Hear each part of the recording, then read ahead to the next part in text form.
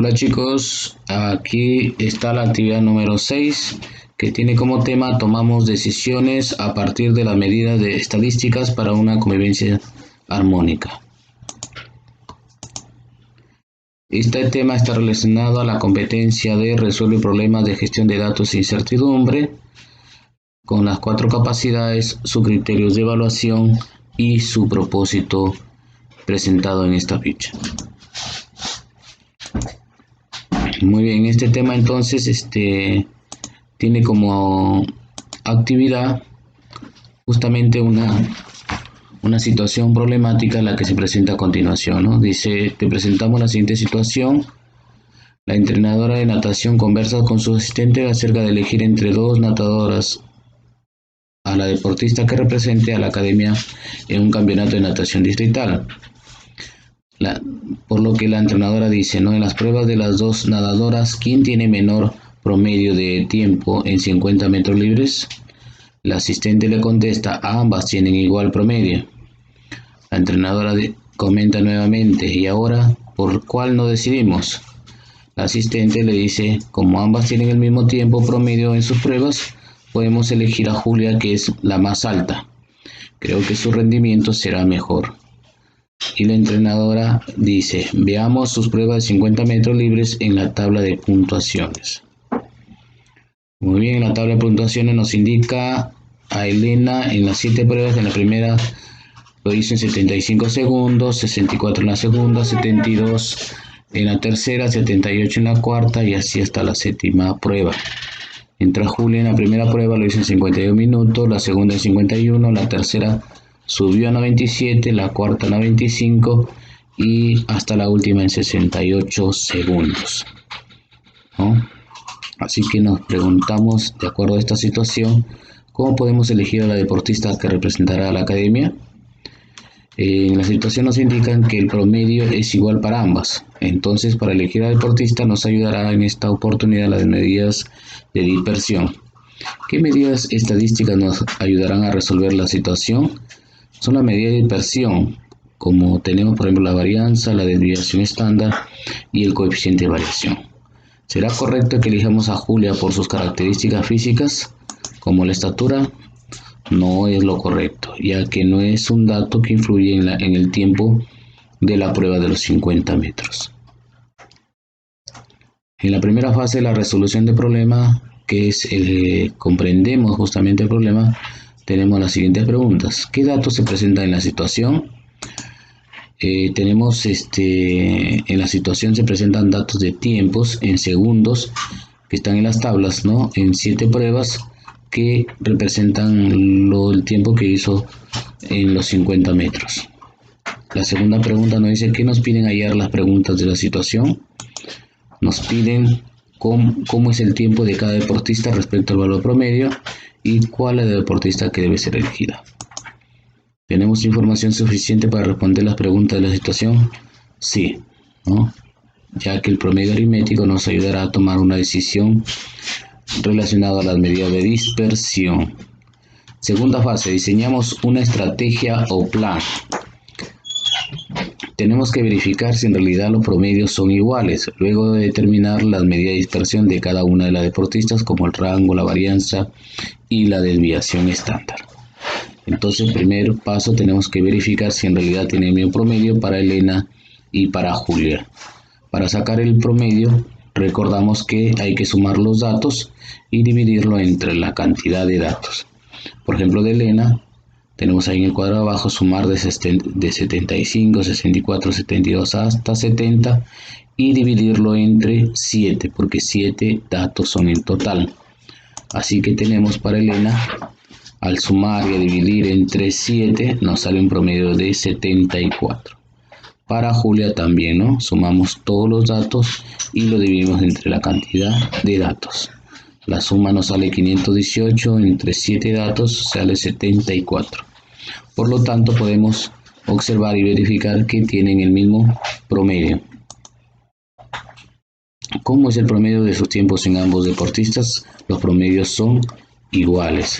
¿Será posible determinar a la deportista que represente a la academia conociendo solo el promedio? Claro que no es posible, porque son iguales, ¿no? Tendremos que escoger aquellos cuyos datos no estén muy alejados de su promedio. Muy bien, de acuerdo a la tabla, para ya hallar las medidas de dispersión, hay que identificar, en el caso de Elena, cuál es su tiempo menor y cuál es su tiempo máximo. En el caso de 64 es 82, ¿no? Para Julia es 51 y 97. Tomemos en cuenta que las medidas de dispersión indican si los valores de una variable se alejan poco o mucho de las medidas de centralización, en especial de la media aritmética. Estas medidas se utilizan para tomar decisiones y constituyen importantes fuentes para el análisis de datos y variables. Primero calculamos el rango. Para ello identificamos el valor máximo y mínimo para cada una de las deportistas. Entonces, el rango se obtiene restando el dato mayor menos el dato menor. En el caso de Elena sería 82 menos 64, sería 18. Y para Julia, 97 menos 51 y nos sale 46. Ahí se puede evidenciar que el rango es mayor en Julia. Siguiendo con el procedimiento, vamos a calcular la varianza con respecto para la deportista Elena, ¿no?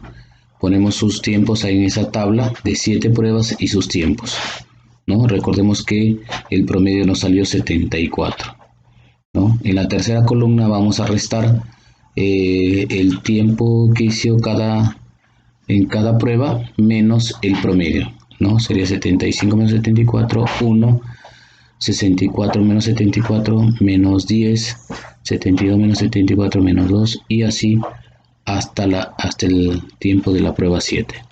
Y ese resultado, elevarlo en la cuarta columna, elevarlo al cuadrado. Por ejemplo, el resultado es 1, 1 al cuadrado, 1, menos 10 al cuadrado, 100.